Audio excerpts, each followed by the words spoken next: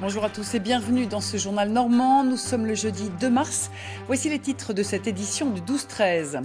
Football et la Coupe de France. Grand vainqueur surprise de la soirée, Avranches a éliminé Strasbourg et atteint pour la première fois de son histoire les quarts de finale de la compétition. Prochain adversaire en avril prochain pour les gars de la Manche, le PSG, rien que ça. Donc c'est une belle histoire, celle d'un petit qui sort victorieux d'un match contre un plus gros que lui. Hier soir, un an après Granville, l'US Avranches, club de national, a battu les Strasbourgeois de Ligue 2, un partout à l'issue d'un match et une séance de tir au but de folie. Florent Turpin, Guillaume Le Gouic. Un ultime tir au but, puis l'explosion de joie et la foule qui envahit la pelouse du petit stade Fenouillère pour fêter cet exploit avec les joueurs. Au bout du suspense, l'US Avranches arrache sa qualification. C'est magnifique, c'est historique, c'est incroyable ce qui se passe, on est en quart de finale. Le petit club du Sud-Manche est en quart de finale de la Coupe de France pour la première fois depuis sa création, il y a 120 ans. 3 heures plus tôt au coup d'envoi, Avranches était pourtant loin d'être favori.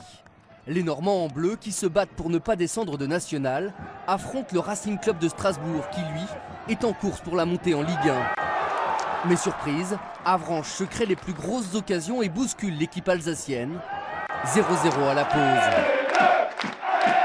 Les 5000 spectateurs du stade Fenouillère peuvent chanter avant de s'enflammer juste après la pause. 48e minute, Avranches ouvre le score sur cette frappe de Mayoulou.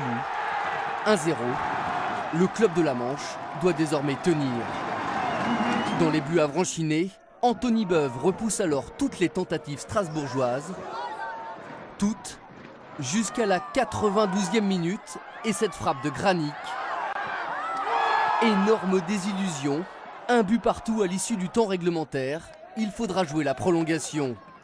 30 minutes supplémentaires, 30 minutes de souffrance, au cours desquelles le score n'évolue pas. Place donc à la séance des tirs au but. Joueurs, dirigeants, supporters, à Avranches, tout le monde retient son souffle. Puis le stade explose de joie quand le 7e tireur strasbourgeois manque sa tentative. Si Guyonnet marque, Avranches est qualifié. Incroyable scénario, les Normands sont en quart de finale. C'est ça, c'est comme un rêve. En plus, Un rêve qui continue dans le Sud-Manche. Un an après Granville qui avait affronté l'Olympique de Marseille. Cette fois, c'est au tour d'Avranches d'affronter l'un des géants du foot français.